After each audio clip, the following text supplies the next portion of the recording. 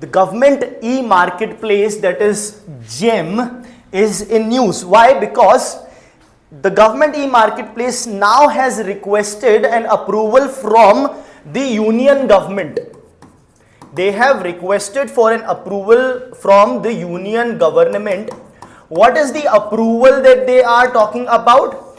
The government e-marketplace now wants the central government to approve the tenders for, tenders for construction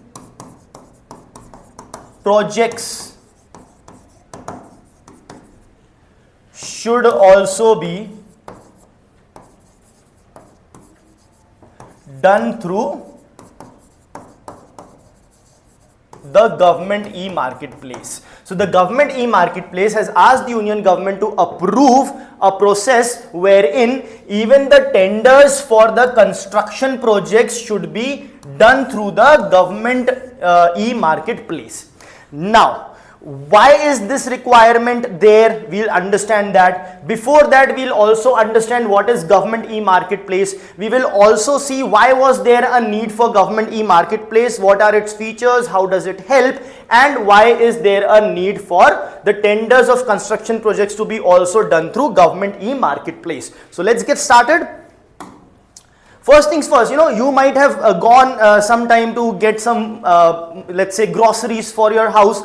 Now, if you have been given 200 rupees, the groceries of let's say 160, you may tell at home it's of 170 and you may take the remaining 10 rupees. All those things a lot of children would do when they are young, probably, right? So, why did that happen? That happened because you, that is a human being, is involved, and the transaction that you are doing is a cash transaction. Right. Now just imagine that instead of you going to the market, your parents directly order it. They directly order it online through digital payment. Right. Now they have removed what? They have removed your involvement. So human intervention is gone. At the same time, the cash transaction is also gone. So now what is happening? The groceries were of 160, but you charge them extra rupees probably for a chocolate, and it actually costs 170. Now that they are doing it online through digital payment, human intervention is gone, cashless transaction is gone, they would require to pay only 160 rupees. So this 10%, now that innocence childhood, we don't call it as corruption, but just to give you an example, this is how it works. Corruption happens because of two main reasons. The biggest reason, of course, is the human involvement, and another reason is cash transaction. So now whenever government wants to provide any goods and services, construction of road, construction of government hospitals, government schools, so on and so forth, they would also procure the goods and services, the materials, the raw material, the construction equipment, so on and so forth. They would purchase these things. So when they would purchase these things, again there would be human intervention. Someone would have to go and purchase it for them. Someone would have to place the order. Not just that, before placing the order, you also need to approve the vendor from whom you can purchase. Then you have to place the purchase order. Then you will get the products, and then you will be making the payments. At all these stages, there is human involvement and possibly cash transactions.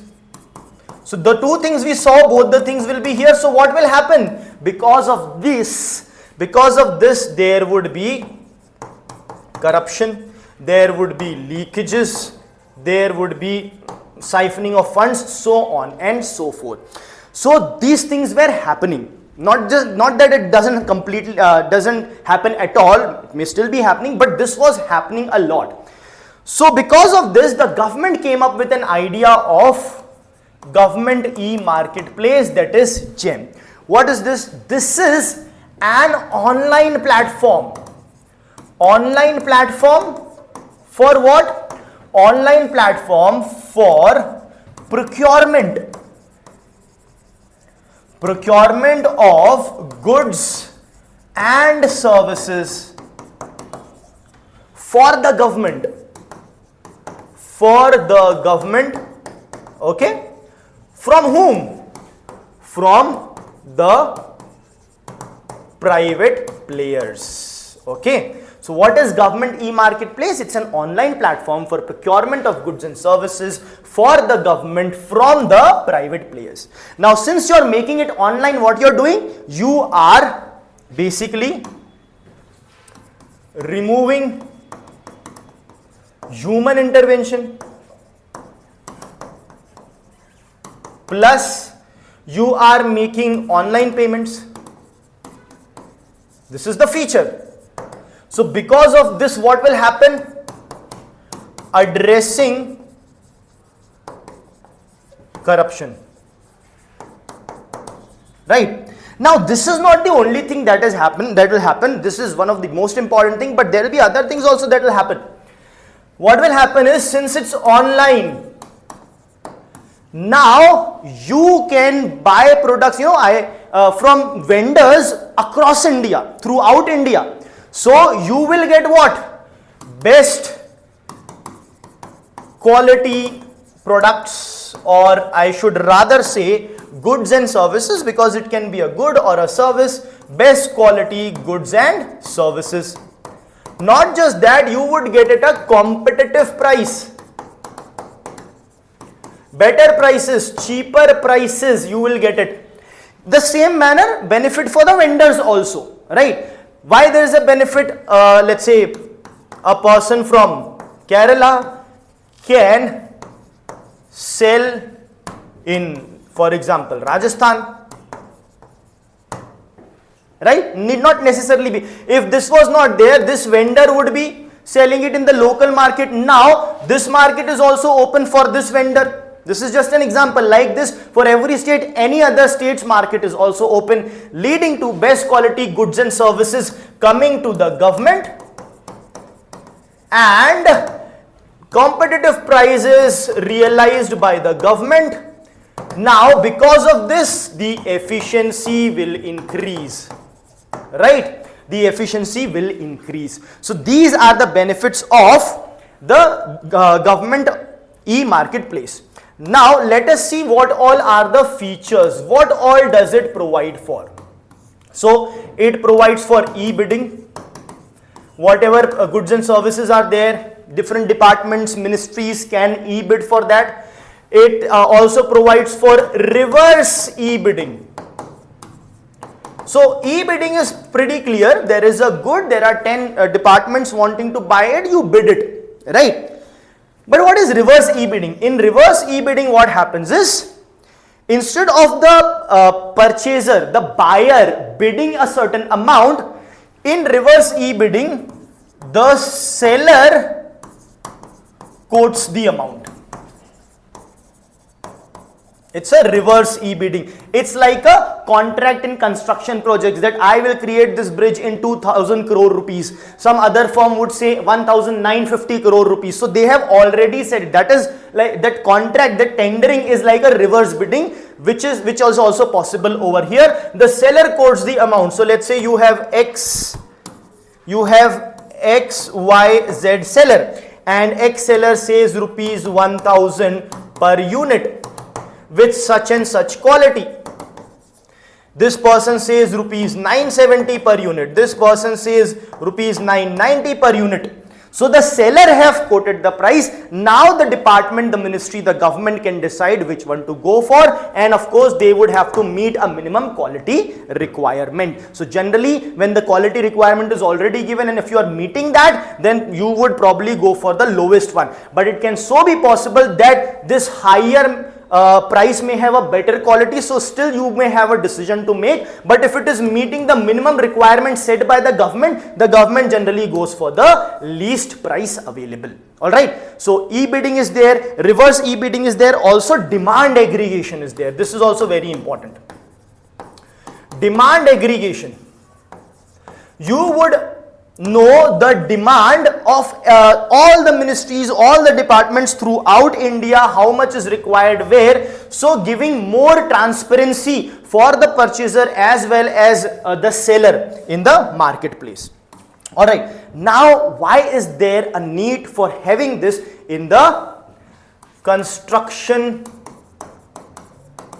projects? See, till now only it is being dealing with goods and services.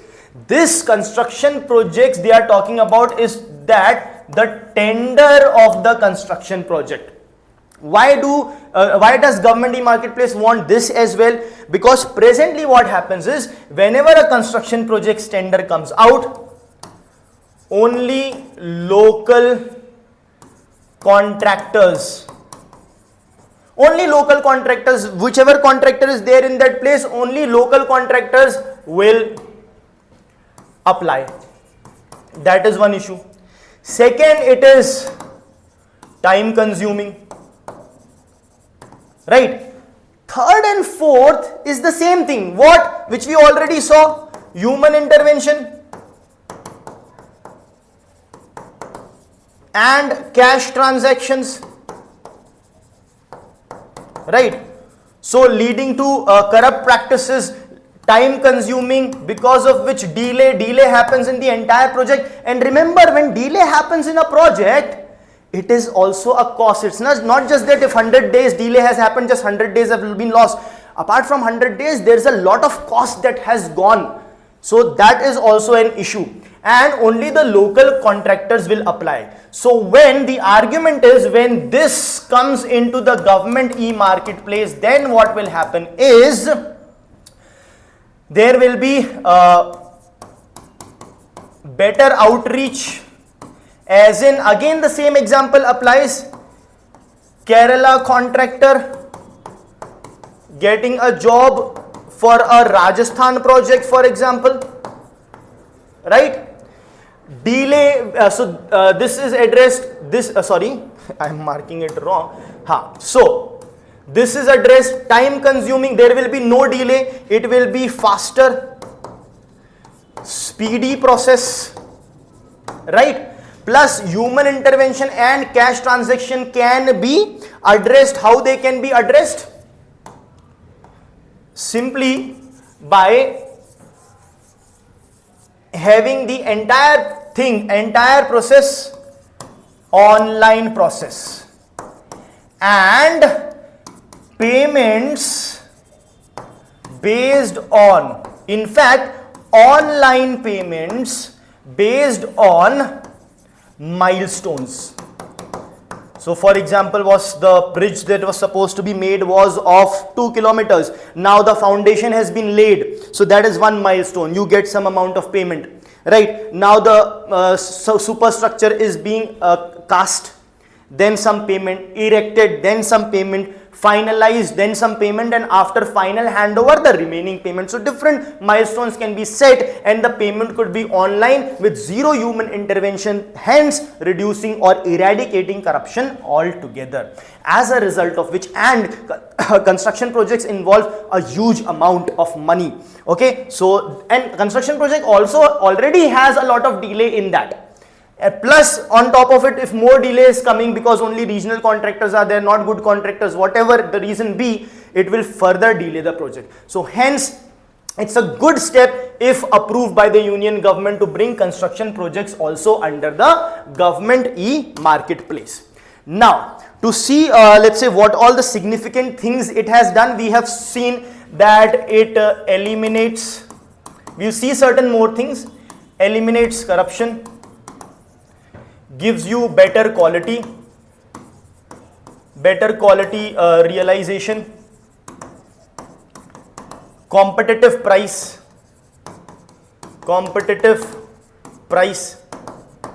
eliminates corruption, better quality, competitive price, speedy process. The entire process through government e-marketplace is very speedy process. Also competitive price is in, you can compare and purchase. You can compare the price and then purchase, right? Making the government execution of various schemes and all very efficient. Then you have, this is completely paperless and cashless. Cashless because it is completely online. Paperless, you have to not submit tenders with huge documents and all that, or any procurement details and specification. Everything is online over here. At the same time, very important thing is staggered procurement, staggered and in fact flexible delivery, staggered and flexible delivery. What do we mean by this? See, generally what happens is, if I buy a product online, you know how it is to happen. I buy a product online today, it will come, let's say, in 3 days. Now in Amazon also you will see there is an option. Do you want to buy this particular product every month? Let's say a face wash. Do you want to buy it every month? They will give you more offer on that, and every month it will keep on coming until you stop it. Now government e-marketplace is even better, because there you may have just every month or every quarter coming. Here in government e-marketplace you can have a completely staggered procurement. For example, there is an X product, you need it let's say today, then after 3 months, then after plus 3 months, then again after 1 month, then again after 2 months. So and you, let's say, need 10 quantities, then 5 quantities, then 10, then 20. So what you can do is, right now at this particular price you can buy these units for these days. So staggered and flexible delivery. Whenever you want, however much you want, you decide, you can buy, and those will be delivered on these days. So this is also a very important feature of government e-marketplace. Also, now the government e-marketplace, of course, with respect to construction project, it is the union government's approval is pending, but now the government e-marketplace has involved or does include defense procurement as well. So remember, this very important point can be a direct statement in prelims question. Does it involve defense procurement? Yes, it involves defense procurement as well. At the same time, the government e-marketplace helps a lot in inclusive